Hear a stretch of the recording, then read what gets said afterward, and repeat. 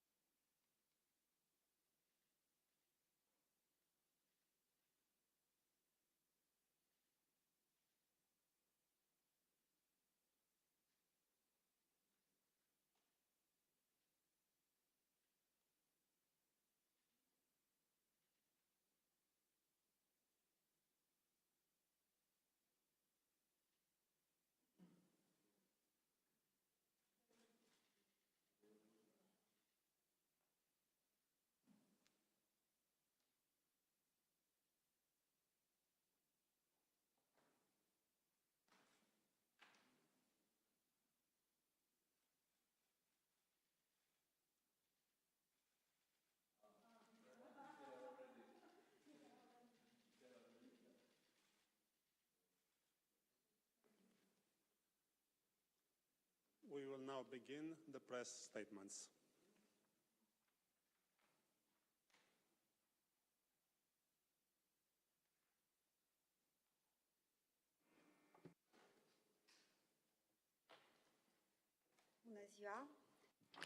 Good morning, Minister, dear Ian, ladies and gentlemen, dear colleagues.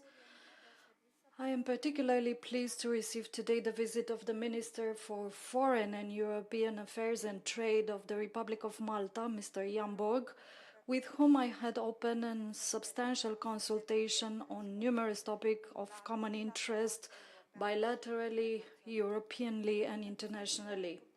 In today's talks, I was very happy to highlight a very good cooperation between Romania and Malta that is based on traditional relations of friendship and solidarity.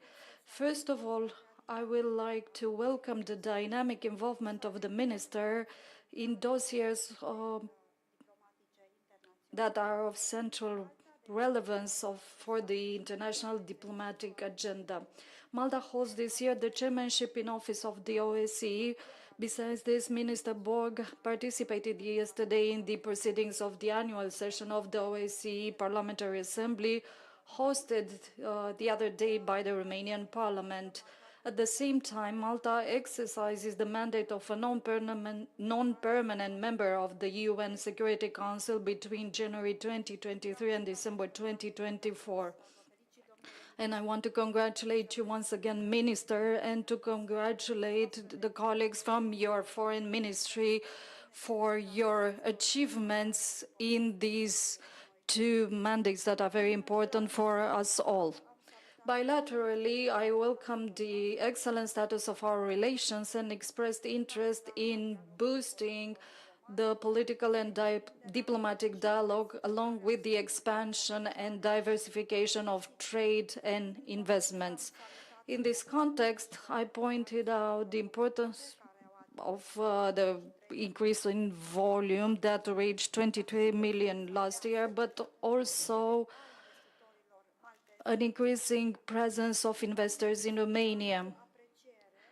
I expressed appreciation for the way in which the Maltese authorities have supported the very good integration of the Romanian community in Malta over time, which makes a positive contribution to the host society.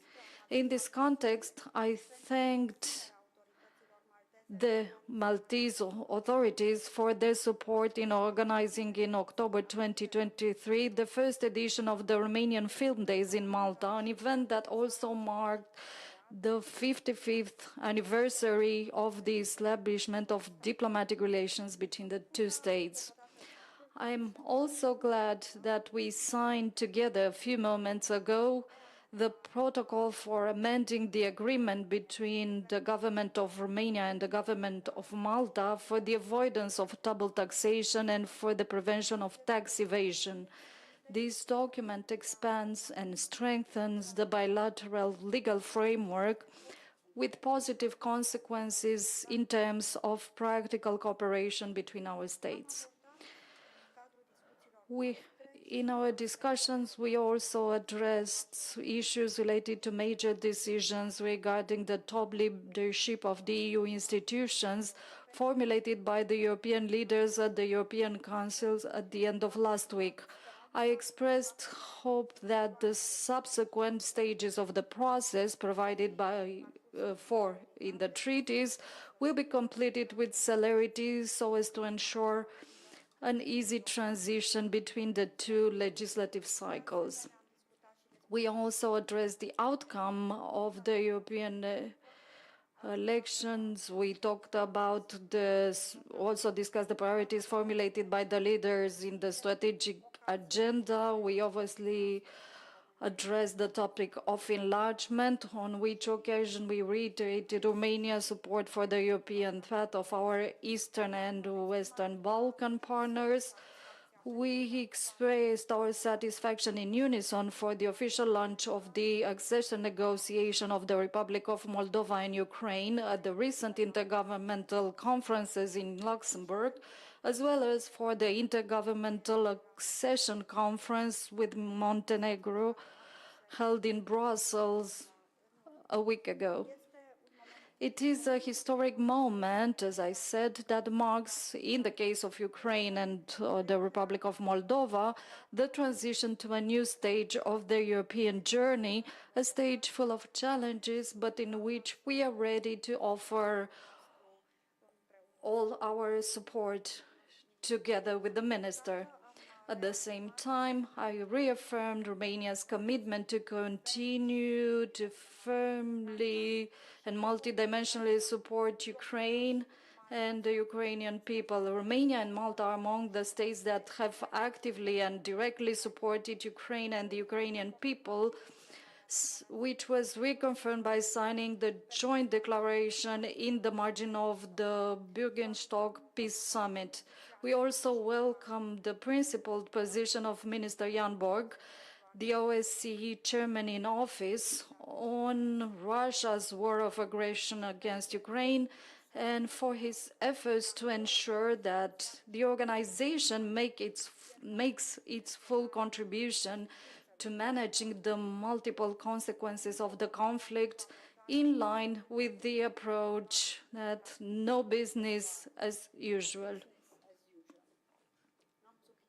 I also emphasize the fact that the Balkan region is a region of strategic importance where political and security developments have direct implications for the security and prosperity of the whole Europe.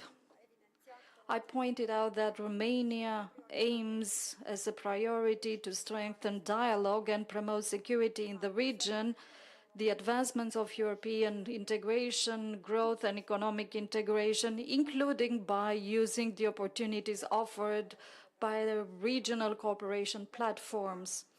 Regarding the situation in the Middle East, I reiterated Romania's support for the peace plan for the Gaza Strip proposed by the US administration. At the same time, I emphasized the particular relevance of relaunching the political process based on the two-state solution as soon as the conditions on the ground will allow it. In conclusion, I would like to thank the Minister once again for his visit to Romania and for the very good discussions that we had. Minister, thank you once again, and you have the floor.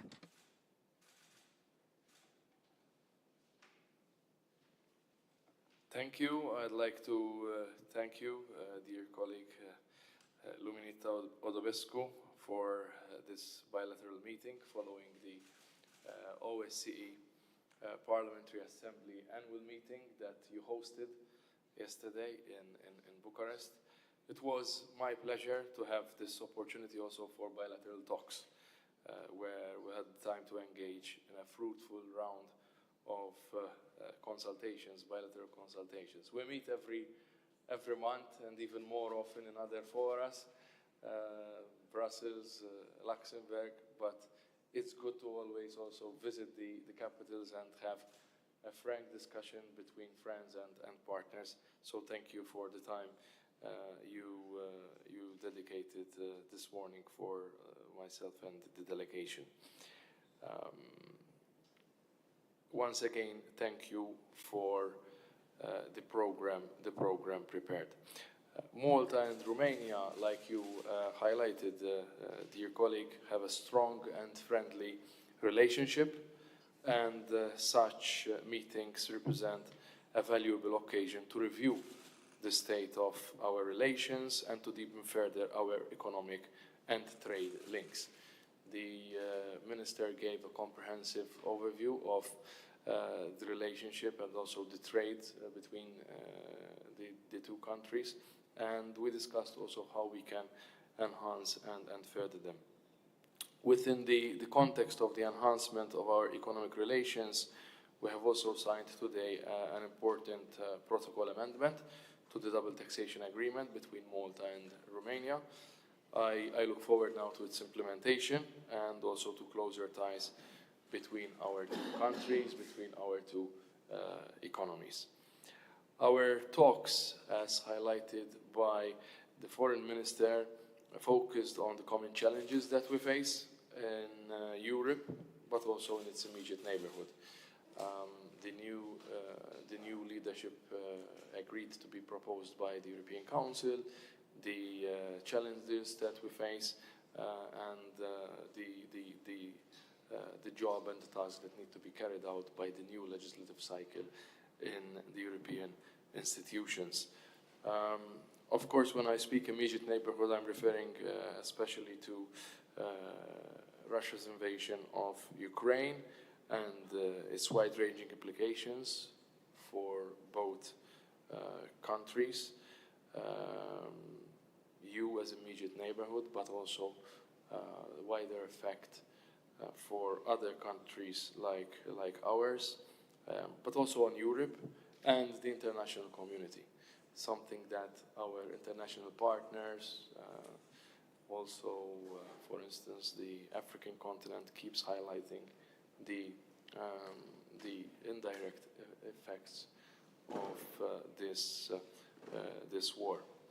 We also exchanged views on the state of affairs of the situations in the Middle East and what we've been doing while serving as elected members on the Security Council, but also our immediate neighborhood, and that is Libya and the north of Africa.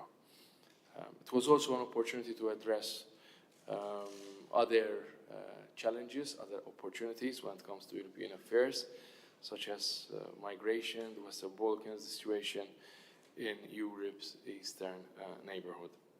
I also had the opportunity to update Minister Odobescu on Malta's ongoing work as chair in office of the OSCE, what our ambassadors are doing in Vienna with the respective teams, both in the missions there, but also in the head office, the challenges that the organization is facing when it comes to organizational functionality, the top 4 positions that needs to be appointed, and there's a whole process going on, but also having a proper budget for such an organization. I also briefed the minister about my visits. Last week I was in Central Asia, but priority and the first visits in the air were to President Zelensky and his team in Kiev, and then also to Moldova, to Chisinau, and also to Transnistria. region. So we'd like to thank you for the support you are giving our mission in Vienna. Finally, I'd like to thank you for the opportunity, and I'm sure that today's contribution will deepen and strengthen the work we are doing in Europe and in other fora. So I look forward to further cooperation between our two countries, our two peoples. Thank you.